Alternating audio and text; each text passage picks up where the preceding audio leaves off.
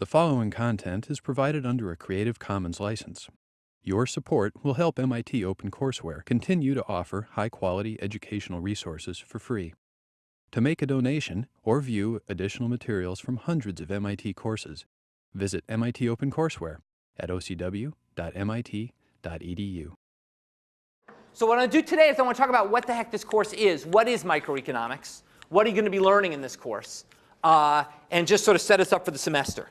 OK, so basically, microeconomics is all about scarcity. It's all about how individuals and firms make decisions given that we live in a world of scarcity. Scarcity is key because basically what we're going to learn about this semester in various shapes and forms is a lot of different types of constrained optimization.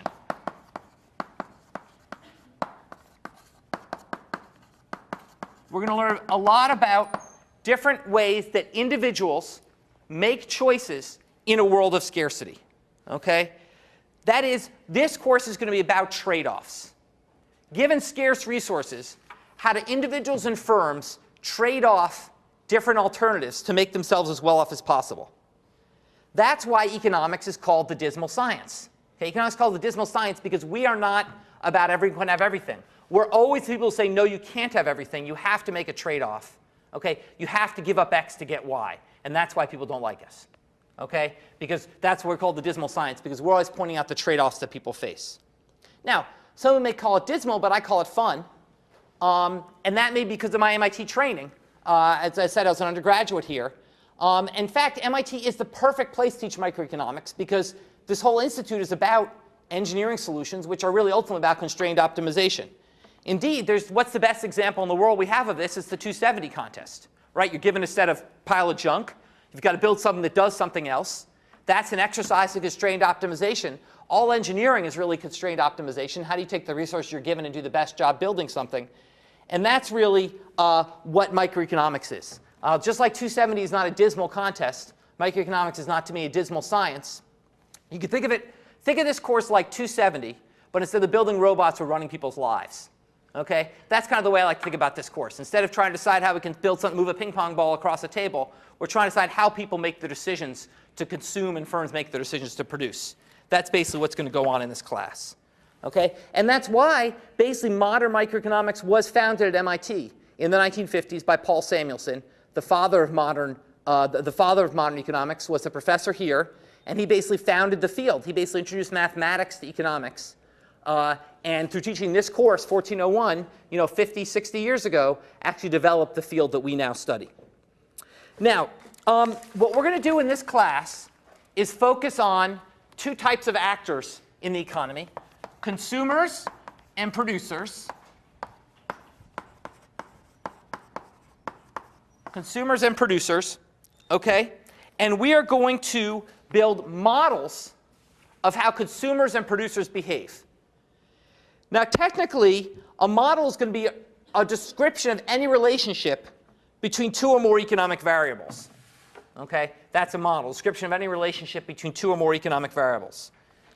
The trick with economics, and the reason many of you will be frustrated during the semester, is that unlike modeling the relationship between, say, energy and mass, these models are never precise. They are never accurate to the 10th decimal. Okay? This is not a precise scientific relationship we'll be modeling. We'll be making a number of simplifying assumptions that allow us to capture the main tendencies in the data, that allow us to capture the main insights into how individuals make consumption decisions and how firms make production decisions. But it's not going to be as clean and precise as the kind of proofs you're going to be doing in some of your other classes in freshman and sophomore year. Okay? So basically, we have a trade-off with these simplifying assumptions. On the one hand, obviously we want a model that can explain reality as much as possible. If a model can't explain reality, it's not useful. On the other hand, we need a model that's tractable, a model that I can teach you in a lecture or less. Okay? And basically, what we do is we make a lot of simplifying assumptions in this class to make those models work. And yet, what we'll find is, despite these assumptions, we'll come up with incredibly powerful predictions of how consumers and producers behave. So the consumers, what we're going to do is we're going to say the consumers are constrained by their limited wealth, or what we'll call their budget constraint. And subject to that constraint, they choose the set of goods that makes them as well off as possible. Okay? It's what we're going to call utility maximization. We'll say the consumers maximize their utility. Consumers are going to maximize utility subject to a budget constraint. That's going to be what we're going to develop the consumer decision. They're going to have some utility function, which is going to be a model of their preferences. Okay? So I'm going to propose to take everything you love in life and write it down as a U function. Okay? Then I propose to take all the resources at your disposal, write them down as a budget constraint, and then I just do constraint maximization to solve for how you make decisions. Firms, on the other hand, are going to maximize profits. Highest profits. Firms are going to maximize profits. Their goal is to make as much profit as possible, to earn as much money as possible. Okay? However, that's going to be subject to both the demands of consumers. This is going to be, we get to firms, it's a lot harder. Subject to both consumer demand and input costs. So firms have to consider, consumers have to consider, look, what does stuff cost? What do I like? I'll make my decision. Firms is a little more complicated. They've got to consider what do consumers want and how do I make what they want. So they've got to consider both both the output side, what are consumers going to want me to make, and what's it going to cost me to produce that good, and how do I combine those to make the most profits. Okay? So from these assumptions, we will be able to answer the three fundamental questions of microeconomics. Okay? The three fundamental questions of microeconomics will be what goods and services should be produced, what goods and services should be produced, how to produce those goods and services,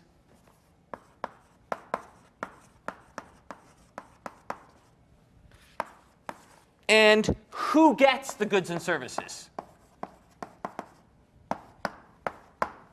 What goods and services get produced, how to produce those goods and services, and who gets them. And what's amazing, we'll learn in this course, is that all three of these questions, the three fundamental questions that drive our entire economy, are all solved through the role of one key state variable, which is prices. Prices in the economy will resolve all of these problems. Okay? Consumers and firms will interact in a market. They'll interact in a marketplace. And out of that marketplace will emerge a set of prices in a way we'll describe. And those prices will allow firms and consumers to make the relevant decisions. Okay? So let me just give you one, and we're going to do all this rigorously throughout the semester. Let me just start with one casual example. Okay? Let's think about the development of the iPod. Okay? Let's cast our minds way back, way back to the development of the iPod. Okay? Now, when the iPod, when Apple was thinking about making the iPod, they had to ask, would consumers want this? So consumers had to decide, given their limited resources, given the fact that they were buying a certain set of things, would they be willing to forsake some things they were already doing to spend the money on the iPod? Okay, it was a non-trivial amount of money. Would they be willing to forsake things they're already doing, okay, to spend money on the iPod? And clearly they were. Clearly consumers were willing to spend money, to spend a lot of money to get an iPod. They were originally, what, $300 back, when $300 meant something. Okay, so basically, so what the firm will do is they'll say, okay, we get a signal from the consumer that they're willing to pay money to get the iPod. They're willing to pay a high price to get the iPod. Now, the firm will say, well, should we make iPods? Well, that will depend on what it costs to make them. So we have to then assess what are the inputs that we'll need to make an iPod. Well, to do that, we have to look at the prices of the various inputs that we'll need, of the chip and the metal and all the other stuff that goes into the iPod. Okay? So they can shop across different countries for different kinds of chips. They can look at different kinds of monitors, etc. But once again, what they'll do is they'll use the prices of those different inputs to decide how to produce the iPod.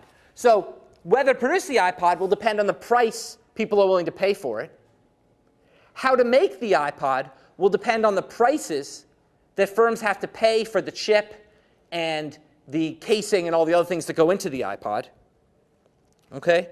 And then finally, who's going to get the iPod? Well, they're going to make a certain amount. What decide who gets them? Well, the person who gets them is the people who are willing to pay the price that Apple decides to charge. Some people are willing to pay that price. They're going to get an iPod. Some people are not willing to pay that price. They will not get an iPod. So the price in the market will ultimately decide who gets the iPod as well. Okay? So basically, prices will determine what gets produced, how it's produced, and who gets the goods that are produced. Okay? Of course, this is a very, very simplified example, as you can already tell. There are lots of cases where prices don't decide these things. So my favorite example is the fact that there are lines for hours to get tickets to see a Lady Gaga concert. Okay? Now, if it's really true that prices determine everything, we shouldn't see any lines. It should just be that those who are willing to pay the most to see Lady Gaga should, those who want to see the most to get a Lady Gaga should get the tickets. Those who aren't willing to pay shouldn't get the tickets. Why should there be a line? Not to mention the fact that people shouldn't be willing to pay anything, but that's a different issue. That's a taste issue. We'll come to taste later. Okay?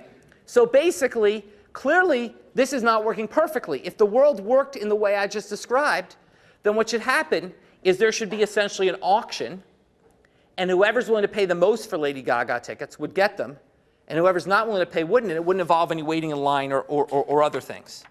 Now, what's very interesting is we've actually seen an evolution from my youth to your youth towards the economic model. When I was a kid, if you wanted, so then it was Cars tickets, okay, to date myself, okay, you had to go and camp out at 3 in the morning outside the store where they're selling them to get the tickets. Now, of course, you don't do that anymore. Now you go on StubHub or Ticketmaster or these other secondary sellers, and there are prices that determine it. So increasingly, how many people actually, how many people have waited online to get a concert ticket? Okay, that's amazing. So if I asked this question 30 years ago, 90% of the hands would have gone up. Okay? So what that means is the price mechanism has started to be used, has replaced the line mechanism as a way to allocate those tickets, and we see prices working. That wasn't true. There wasn't StubHub. These weren't these secondary ticket sellers 30 years ago. You had to wait online to get the tickets. Now, so that's basically sort of an overview about sort of an example of how we think about the role of prices. Now, let me draw a couple of important distinctions, terms I'm going to use this semester that I want you to be comfortable with. Okay? The first distinction I want to draw is between theoretical versus empirical economics. Theoretical versus empirical economics. Okay, theoretical economics is the process of building models to explain the world. Okay, empirical economics is the process of testing those models to see how good a job they do in explaining the world. Okay, we could all make up a model. Okay, anybody who has math skills could make up a model, but it doesn't do any good unless it's actually doing something to explain the world. And so basically, what we want to do, the goal of theoretical economics is essentially to build a model that has some testable predictions. To build a model that says, look, here's my simplified model of how consumers decide whether or not to buy an iPod. Okay, I have a model of that I've built theoretically. Well, that has some testable predictions. And the role of empirical economics is to gather the data and go and test them using statistical methods, specifically, typically, regression analysis of the kind you learn about in advanced statistics. Okay? So basically, what we're going to do is we're going to mostly, 95% of this course will be about theoretical economics this semester. It'll be about understanding how economists develop the models to model how consumers and firms behave. But I will try to talk somewhat about empirical economics and what data we can bring to bear to understand whether or not these models explain the world. Okay?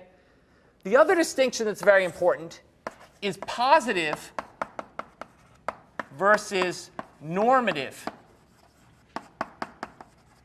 economics. Positive versus normative economics. Okay? And this is the distinction between the way things are, which is positive economics, and the way things should be, which is normative economics. The distinction between the way things are and the way things should be. Okay? So let's consider a great example of microeconomics at work, which is auctions on eBay. Okay? Auctions on eBay, economists love studying auctions on eBay because it's a textbook example of what we call a perfectly competitive market, which is what we'll focus on this semester. A perfectly competitive market. Okay? And by that we mean that basically, producers in this market offer up their good to a wide range of consumers. Okay? A number of producers offer up their good to a wide range of consumers. Okay? And the consumers bid up the price until the person who has the highest value for the good gets it. So price serves exactly the signal it should in allocating goods. Okay? So really, eBay is really sort of about this third thing of who gets the good.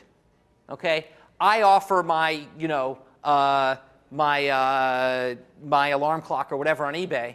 Okay? And then people bid on that, and whoever values that the most, that rare John Gruber alarm clock the most, they get it. Okay?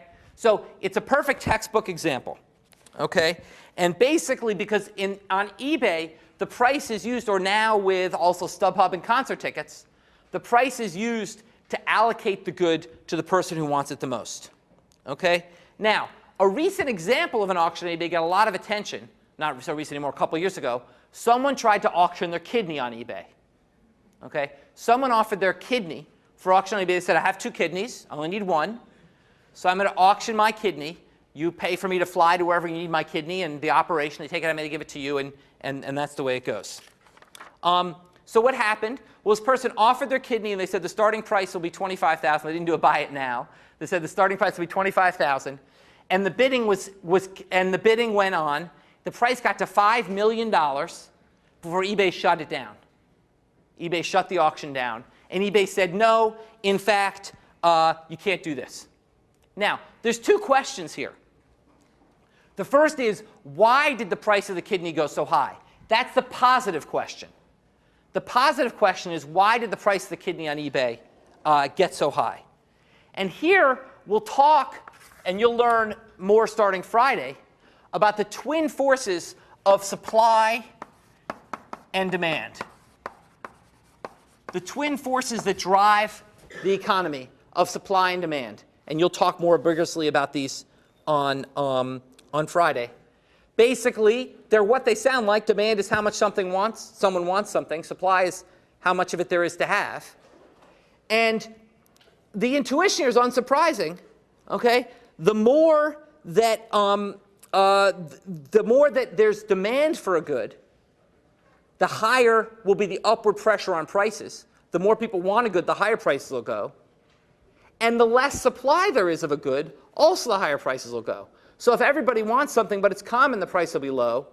And if no one wants something but it's uncommon, the price will still be low, and vice versa. In fact, the best sort of the development of the modern supply-demand framework was from Adam Smith, the sort of so-called first economist who wrote The Wealth of Nations, 1776, which is sort of viewed as the kind of first serious book about economics. And he posed what he called the water-diamond paradox. What Smith said in that book is, look, it's clear water is the most important thing in life. We can't live without water. And diamonds are completely irrelevant to life. You can live plenty fine without a diamond. And yet the price of diamonds is astronomical and water's free. How can this be? How can it be that water, which is so much of a fundamental building block of our life, is so much cheaper than diamonds, which are not? And the answer, of course, is that so far you've only considered demand and not supply. Yes, it's true the demand for water is much higher than demand for diamonds, but the supply is even larger. So that basically, yes, it's true that while water should be worth more, in fact, in the end, the price of water is much lower because the twin forces of demand and supply. The demand is higher, but the supply is much higher. So the price ends up lower. And that was his diamond water paradox. Okay? Well, in this case, it's a similar thing. What's the demand? What's determining the demand for a kidney? Well, determining the demand for a kidney is going to be the fact that you die without it. Okay? If you have no kidneys, you're having kidney failure, okay, you'll die without it. So basically, what will determine is people will be willing to spend all their wealth, as much money as they can have, to get a kidney. Okay? So the demand will be quite high. The supply will be quite low. Sadly, not many people are willing to be organ donors. More relevantly, a lot of people aren't in good situations to be organ donors. Okay? As a result, the supply is much lower than the demand. So you have a situation with a high demand, a low supply, and the price went through the roof. That's the positive analysis. Okay? So we can understand pretty intuitively, we don't need this course to understand why the price went up. Okay? It's just the twin powers of demand and supply. But what about the normative question, which is, should this sale be allowed, should eBay have allowed this sale to happen? eBay at $5 million cut it off and then passed a rule saying you can't auction your body parts on eBay. Okay? Should they have done that? That's the normative question. That's where economics gets really interesting, which is, you're all smart enough to figure out why the price went up. But this is where it gets interesting, is should people have been able to auction their kidney on eBay? On the one hand, many, many people in this country die for want of a body part. Okay? Thousands to hundreds of thousands of people die every year waiting for a transplant. Okay? If someone's incredibly rich and they want a body part, which to me is surplus, because I have 2 kidneys, why shouldn't they be allowed to buy it from me? Okay, I'm better off because they can pay me a ton of money. Okay, they're better off because they live. So we've just described a transaction that makes both parties better off. Why shouldn't that be allowed to happen? So you tell me. Does anyone argue, does everyone think eBay was wrong? Yeah, go ahead. Doing so, the other person who doesn't have as much money will also die, so there's like a third party involved that take into account. Okay, so the person, you mean the person who, what do you mean the person who doesn't have much? Like, these two. There's going to obviously be somebody who doesn't get the kidney. Right, so on the one, so in other words, what you're assuming is, let's say that if I hadn't done the auction on eBay, I would have just given my kidney away to the transplant center. Then that's one less kidney that go to the transplant center. And that means the rich guy gets the kidney and someone else implicitly doesn't. That's a trade-off. Okay, you've just described the trade-off. The trade-off is that basically now we've allocated the kidney away from the poor person to the rich person. Now, but why do we care about that? I mean, they both, it's one person dies, another person lives. Why do we care? Yeah. Be some sort of case of severity of condition, like there might be someone who's poor who would get the kidney if it went to a transplant association because they would die in like, I don't know, a couple of days without it, whereas the rich person might just be able to afford it and it might make their life more convenient, but they might not be in any more. They might be a collector. Yeah. So basically, that's a very, so one reason we might care is because we think that kidneys should be allocated on the basis of who needs it the most. Okay? So the great example of this, of course, was Mickey Mantle with a liver transplant. Mickey Mantle, famous ball player, raging alcoholic, who had liver failure because he basically was drinking himself to death and jumped the queue and got a liver above a lot of people, and then he kept drinking and killed himself and wasted the liver he'd gotten. Okay? So basically, you could think that doesn't make sense. We should get to the people who need it the most for them to be the most good in terms of increasing their life. Okay, but let's actually, okay, so that's a good, so we've got the substitution point. Okay, let's come back to the substitution point though. Tell me a situation in which that's wrong. Can someone tell me a situation in which in fact that's not a valid point? Yeah. The guy's only going to sell, so the reason I'm going to give it away. Exactly. You were assuming that if the guy didn't sell it, he'd give it away. But in fact, if it's sell it or keep it, then there's no trade-off. And similar here, it's not like it'll go to, if it's sell it or keep it, then you might as well let the rich guy get it. Or is there another argument? Is there another reason why you might not want this to happen? Yeah? Maybe encourage illegal, illegal? ways of getting a kidney, like Yeah, the other reason could be that we don't trust people to make good decisions when money's involved. That we think that, gee, if it's really true I can get a couple $1,000,000 for a kidney, I might give mine up even if I haven't really thought through the ramifications of doing so. Even if there's a risk to the surgery, there's a risk that my other kidney will then fail, then I'll be screwed. Okay? So basically, we might have a paternalistic attitude that will lead us to not want to allow people to engage in this kind of risky behavior. Yeah? And there might also be some legal ramifications associated with that. If someone sells their kidney and then their other kidney fails, they might then blame eBay. Want it back? Like that repo movie? Yeah. That's right. There could also be, but let's leave the lawyers out of this. Okay? I don't like lawyers. We're going to rag on lawyers this semester. We're going to leave the lawyers out of this. But in any case, you're right. That's sort of a ramification of the same thing. So we've talked about the fact that there's substitution. We've talked about the fact that it's not allocated to those who need it the most. We've talked about the fact that people may be making bad decisions in doing this. But there's another factor as well, which is we may just as a society feel it's unfair that rich people can get things poor people can't. There may be a pure equity component here, okay, which is simply that we as society value equality, value income inequality, and we think people should not have an extra shot at getting a resource just because they're rich. Now, that is a very deep and hard concept and we'll spend a couple lectures talking about equity towards the end of the semester. By and large, we won't consider it, okay? But it turns out to be behind much of what we'll discuss, okay, in much of what we'll discuss this semester and much of what goes on in economics, okay? Just take a look at the debate that's going on right now in terms of President Obama trying to decide whether or not to extend tax cuts to wealthy individuals in the US. Okay? Some people argue that allowing those tax cuts would promote the economy. Okay? But others argue it's unfair for rich people to get tax breaks. And that fairness argument matters a lot in terms of driving the kinds of economics policy decisions, the kind of economic decisions we need to make. So this semester, we're going to focus a lot on efficiency and optimization and how to get resources from the right to the right place. But you have to remember behind a lot of this is deep normative issues about what should be happening, how should an economy function, and in particular, how should we think about these kind of equity issues that are so important. Okay. The last thing I want to talk about is I want to talk about why micro is not just an abstract concept for things like, you might say, oh, this is all pretty funny, and it's like, you know, selling kidneys on eBay and tax cuts for the rich, and why do I care? Okay? Well, you care because literally every decision you make is made through the kind of framework we're going to think about this semester. Okay? Now, different decisions may follow our models more closely and less closely. But there is not an economic decision. Okay? There's not, sorry, back up. There's not a decision that people have made the economists haven't tried to model. From whether to produce iPods to how many times to have sex each week. Okay? These are all things economists have tried to model with varying degrees of success. Okay? And these are because economists think that these all come from the same decision theoretic framework that we can discuss. Let's talk about a simple example from this course. Your decision of whether or not to buy the textbook.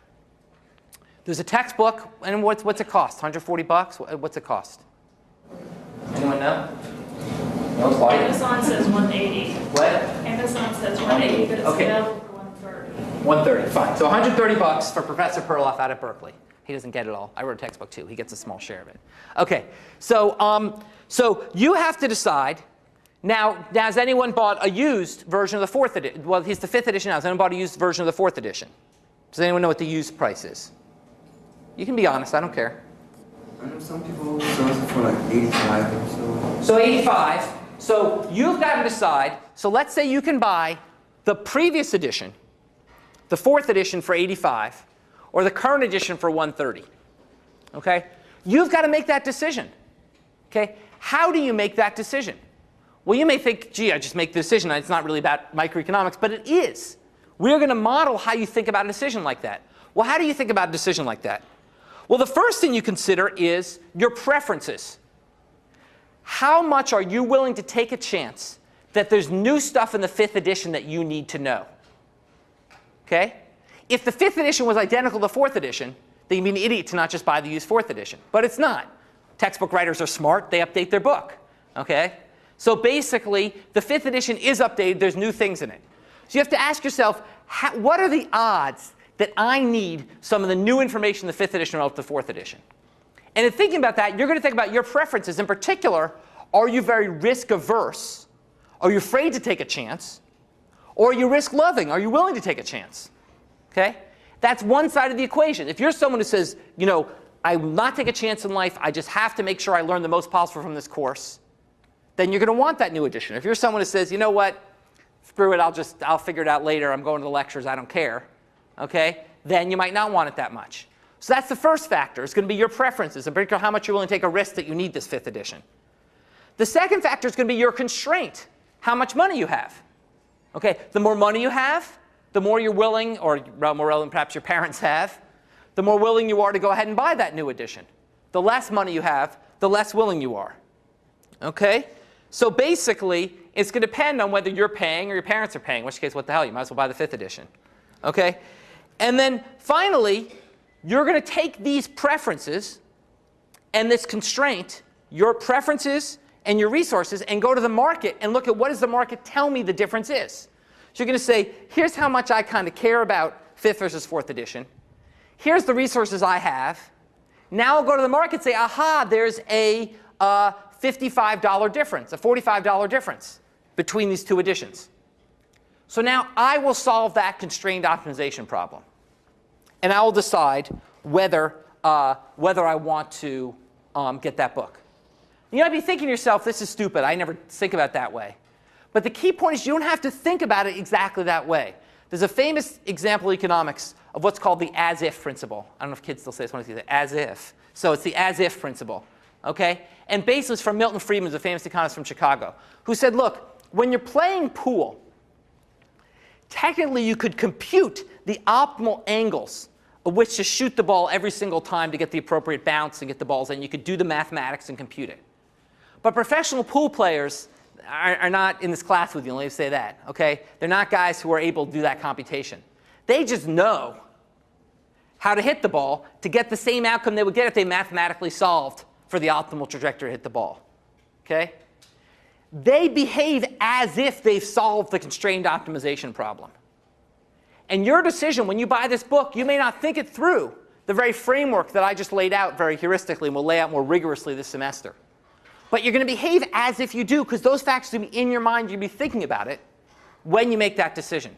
So while you may feel the models we learn in this course are rather abstract, don't really explain how you behave on an everyday basis, you're going to behave as if those models are really applying to you. And if you think about, over the next few days, think about the decisions you make. From should I bring an umbrella today, it looks like rain. Well, on the one hand, I might lose it. It's a pain to carry. On the other hand, how much do I care about getting wet? That's a constrained optimization decision. To should I have an extra drink at a party Friday night? On the one hand, I might, that could have some pros and cons.